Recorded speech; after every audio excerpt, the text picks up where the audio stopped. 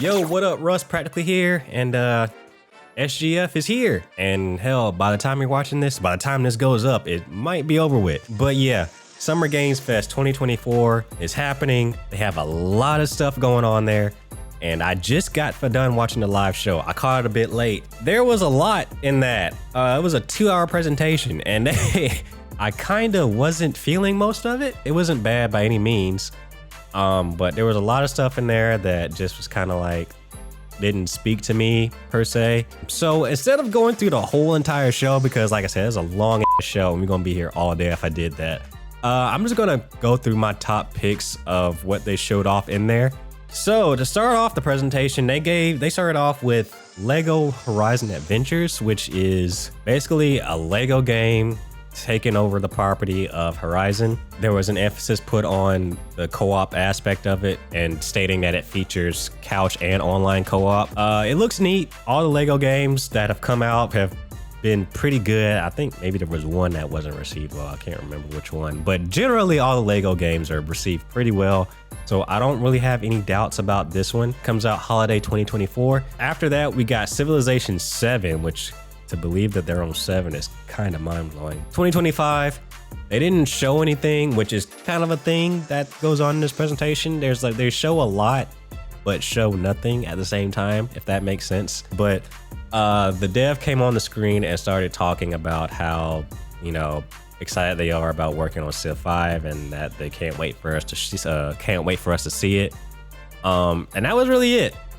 And then we move on to Black Myth Wukong. We got another CG trailer for this, which to be honest, they don't really need to show any more gameplay. We kind of know what it is. So this was a trailer to show off the collector's editions or the different versions of the game that you can get.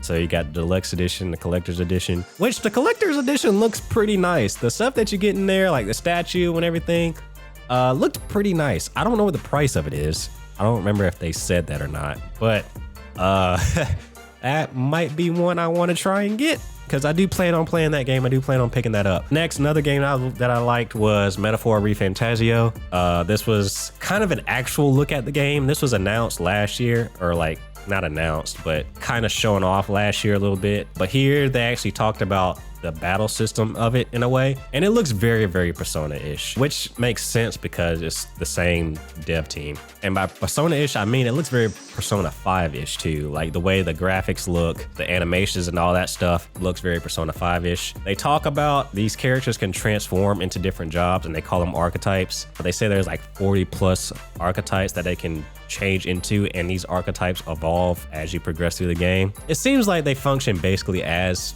the personas in Persona. Every character seems like they have different ones they can change into at any given time. Again, gotta look at how the battles look, and it looks fun. It looks like a really good time. I would like to get to try that, but if it's anything like Persona, it's gonna be a 200+ hour game, and I don't have time for that. Anyway, so moving on, Street Fighter 6 got announcement of the next season of characters, and this was kind of fucking crazy. So we got Bison coming back. He's, been down bad. He's been down pretty bad, but he's here. You can't have Street Fighter without Bison apparently. But anyway, Bison's back looking like shit. And we also got Elena back, which is cool. But the real surprise was that we got Mai and fucking Terry. Yeah, this is, I don't think we've ever had a crossover like that in a Street Fighter game before that I can remember, besides like Akira and Street Fighter 5. But even then, like that's the same property. Like it's a Capcom property. Like there's never been like a crossover into a Street Fighter game with another company's properties, if that makes sense. It's always been Street Fighter cross whatever, or Capcom cross whatever, or Capcom versus whatever, but never like this is Street Fighter and you're just in here. I don't think. Correct me if I'm wrong. But yeah, that's Bison's gonna be the first character, and then the rest of them are gonna come like, throughout the rest of the year, or the rest of this year and the start of next year and the beginning of next year. So yeah, that's something to look forward to if you play Street Fighter like that. Okay, so Tier of Metal, this one looked pretty cool to me. This was giving off like a Dynasty Warriors type vibe. I think they said it was a roguelike, but it was giving off a very, very, very big Dynasty Warriors type vibe because you're slashing through hordes of enemies. They mentioned it was co-op, and the art style, I kind of, it wasn't all the way there for me, but the more I saw of it, the more I was liking it. Yeah, it looks like it kind of just be some mindless fun. Although I'm not a big roguelike fan, I don't like having to replay shit over and over again. But at the same time, you know, if it's fun enough, it wouldn't really bother me. But yeah, that's one that was like something different that really stuck out to me. So next, we finally got what we were all asking for, which was a fucking release date for Dragon Ball Sparking Zero. Holy shit. So the date is October 11th. This was basically just a release date trailer. We saw a lot of Dragon Ball Super stuff, including Ultra Instinct, a lot of campaign stuff. There's also like, I guess, alternative events in the campaign. Stuff we've seen in the Tenkaichi games before and even the Rage and Blast games. Nothing too, you know, out of the ordinary, but still it's cool to see what we could expect from, I guess, like single player stuff. The thing that sticks out to me is there's still not any GT stuff. You can have your opinion on GT all you want. It sucks, it's trash, or whatever. I don't really care. I still think a lot of the character designs in GT are very, very good, and I still like to play as, you know, Super Saiyan 4, of course. That's the main thing that probably everybody wants. But even GT Goku, I wouldn't mind playing as GT Pan either. And you know, the villains like Baby 17, Shenron, or Omega Shenron, and even the other Shadow Dragons they had in there, I wouldn't mind have them being in there, and maybe even some other villains that we never got to see before if they could do that. But they have not shown any inkling of that, which kind of makes me think that they're not in there, or they're really planning for DLC, which I don't know why they do that all the time. Every Dragon Ball game, you know, everybody's going to ask where the GT stuff is, especially Super Saiyan 4. You know, people are going to ask for it. So I don't know why they just hold that shit back every freaking time. I mean, sure, to sell it to us, yeah, I get it. Yeah, I understand. But god damn, bro, like, as well as also like just Dragon Ball stuff. We haven't seen any like OG Dragon Ball stuff either, but I feel like that's definitely going to have some kind of presence in there. This was a little highlight for me. Power Rangers Rita's Rewind. I almost messed that up. This is like an old school beat 'em up, kind of like how the Power Rangers the movie game was like way back in the day. So it's kind of bringing that vibe back. I don't remember if they I think you get the main 5. I don't think you get the Green Ranger though, but you get the main 5, and also you get to use the Zords, and they had like different mini games with the Zords. It looked like they had a lot of different elements to it besides just side-scrolling fighting. And also, if you're a Power Ranger fan like me, it kind of seems like it takes place sometime during Once and Always timeline because of like Robo Rita is in there. I don't know where that fits, if it even matters. But yeah, this spoke to me as a Power Rangers fan. The one thing I don't like is that they're kind of removing the actor's likeness off of the game. I mean, it's probably because of budgeting and licensing and stuff like that. So I kind of get it, but regardless, it looks like a fun game. Killer Bean. Okay, this was a weird looking game, but I kind of liked it. It was a third person roguelike. It kind of had that Saints Row feel, at least at the start of it. But yeah, this was like kind of stupid.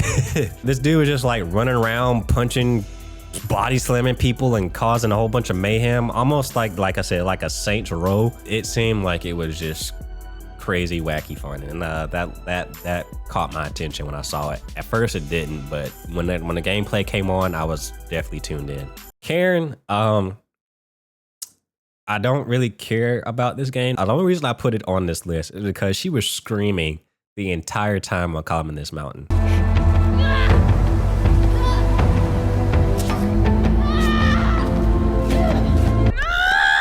Moving on, this is not a game announcement, but a more of like an initiative announcement. Outer Sloth Games, which is basically the initiative that the Among Us team is doing, because they made so much fucking money off of Among Us. They're using that to actually fund other indie games that don't have the resources. And I thought that was really cool that because of their success, they're able to pour back into, I guess, the community and help out these other developers get seen that probably wouldn't have otherwise, or it would have taken, you know, an incredibly exorbitant amount of time to, you know, do that. So that was just something I wanted to shout out. As well as they're getting a fucking TV show too. They're getting an Among Us TV show. So they're gonna even make more money to pour into this. So, you know what, good on you guys. We got a decent gameplay look at Sonic Cross Shadow Generations, and also a release date of October 25th. it looks it looks good. Sonic Generations is like already an amazing foundation. Shadow looks like it will have some gameplay differences as opposed to Sonic. But we'll have to wait and see. But I'm looking forward to that. And then after that, again, like there's a lot of stuff in between these games that I'm listing here. I'm just picking out the things that kind of made me do a double take or made me pay attention, because otherwise I was probably on my phone or just zoned out. But Alan Wake 2, I'm gonna say this right now, I didn't play Alan Wake 2. I'm not like into the horror stuff like that, so this isn't necessarily speaking to me, but I do like what they showed here, which was an expansion, Night Springs expansion, which was a shadow drop, so it's already out. A lot of people are already playing it. The cool thing was that you get to play as all the protagonists from their past games. I can't recall their names because I don't remember them. But the girl from Control, the guy from Quantum Break, and there was another woman there that I don't remember her name, even though they said it, and I don't recall what she's from, if she's even from anything. She could be a new character, I don't know. But I thought that was really interesting to see that, just they want to say these games take place in like the same universe, that they're actually finally kind of doubling down on that and incorporating them into the same game in a way. We got a release date for Kunitsugami, which is July 19th. Honestly, sooner than I really thought, little more than a month away. Then we got a weird ass trailer for Skate. First of all, I didn't know it was Skate until Jeff said it was Skate. And then we got some look at some pre-alpha footage. They made sure you knew that was pre-alpha footage. I don't even know what the that means, but hey, all right, sure, I'll take your word for it. It seems like heavily multiplayer gameplay too. I'm not sure, but it seemed like multiplayer gameplay as well as some kind of skate park editors, maybe. That's all we kind of got, and the fact that they said they were still working on it. But that's pretty much it. It's just like, hey, it's still here, we promise, all right? Just shut up. Next, Monster Hunter Wilds. We got another trailer for that showed more long form gameplay of it, as well as a lot of cinematic cutscenes. Again, it seems like they're really doubling down on the story of this game more than they have in any previous Monster Hunter. And this trailer, I think more than any of the other ones, kind of shows that. It even shows them going from cutscene right into gameplay. Looks great, looks cool. Seems like, you know, your typical Monster Hunter deal. Yeah. And lastly, they ended with Phantom Blade Zero. Now, this game we saw, was it a year ago? And I thought it looked pretty cool then with how the sword play was. And they showed more of that, but it actually looking like a person was controlling the shit now. And it still looks fucking cool. Almost kind of feels like it's a Ninja Gaiden in a way. I'm just curious how the hell you're gonna pull off all this crazy stuff in this game, because it looks like it's gonna be a handful and I might not be ready for it. But that game looks sick. Nothing else, just like a better look at the game, that was it. And then that people at the show could play it, and there's gonna be like other demos happening around the world. Unfortunately, I won't be at one of those because, you know, who am I? So yeah, that was it. This whole show, outside of the games I mentioned, was kind of a slog to really watch. I won't say anything they show was bad. Nothing was like, what the f is this? But I definitely felt the length of this show. Even though he told us like at the very start this thing is gonna be 2 hours, I was just like constantly looking down at the clock, like how much time has passed. And I feel like one reason, maybe this is just my thinking here, one reason that maybe the Sony State of Play was kind of lackluster as it was, probably because Jeff wanted to take all the damn games for himself and put in here. Could be the reason. I don't know. Maybe he took a lot, or he had a lot. I won't say he took a lot. He had a lot, and maybe it was a bit too much. Especially since a lot of it was kind of just second looks. I mean, there were a lot of announcements, but nothing like crazy. I feel like a lot of them were announcements for like smaller games, and a lot of the bigger games we already knew about, and either getting maybe a better gameplay trailer, which was fine, or we're getting CGI trailers, which why do we? I don't know. Whenever like CG trailers, I just don't, unless you're saying something in the CG trailer, like a date, that's pretty much it. Like, unless you like have a date in it, I don't really care for a CG trailer like that, because it tells me nothing else. Yeah, man, I just felt like this show it just dragged. It just really dragged. I don't know. But at the same time, I feel like it has something for everybody in here. If you managed to watch all of it, you came away with something that you would have liked. They covered pretty much every damn genre there was to cover. Feel like you should have came away with something. And of course, let me know what that something was in the comments below. What are you excited for? Did you like this show? Let me know. But yeah, that was the that was the Summer Games Fest live show for 2024. I guess we'll see what everybody else has to show, and you'll catch me coming back and talking about that. But till then, thanks for watching this video. If you like this video and want to see more content like this, please subscribe. And yeah, I'll see you guys in the next video. I'm Russ, Radically out. Later.